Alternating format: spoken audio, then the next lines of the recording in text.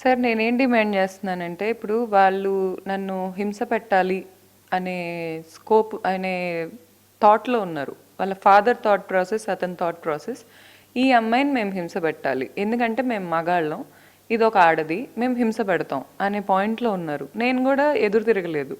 నేనేం ఎక్స్పెక్ట్ చేస్తున్నానంటే సార్, ఇప్పటి నుంచి వాళ్ళు ముందు ఈ హింస పెట్టే తత్వం నుంచి కాస్త మామూలు మనిషి తత్వానికి వచ్చి మాట్లాడాలి, లేకపోతే వాళ్ళ పని వాళ్ళు చేసుకోవాలి, లేదా పోలీసుల త్రూ వెళ్తున్నాము, లీగల్ సిస్టమ్ త్రూ వెళ్తున్నాం కాబట్టి దాని నుంచి డీల్ చేసుకోవాలి అని నేను చూస్తున్నాను. అంతేగాని వీళ్ళ ఫాదరు ఇతను నా గురించి అడ్డమైనవి మాట్లాడతాం లేకపోతే ఎక్కిస్తాం అంటే నేను కూడా నేను ఎక్కడైనా కూర్చొని ధర్నా చేయడానికి కూడా రెడీగా ఉన్నా సార్. ఎందుకంటే నా నా వల్ల కాదు. ఒక పద్ధతిగా నేను మంచి కుటుంబం నుంచి వచ్చాను, వాల్యూస్ గల కుటుంబం నుంచి. నేను చాలా చక్కగా పెరిగాను, చాలా చక్కగా చదువుకున్నాను, ఏ రోజు కూడా నా డిగ్రీలు వేస్ట్ చేసుకోలేదు, ఏ రోజు కూడా సంపాదించకుండా లేను. ఒక పద్ధతి గల ఆడది ఎలా ఉండాలి అనే దానికి ఒక ఎగ్జాంపుల్గా ఉన్నాను నేను.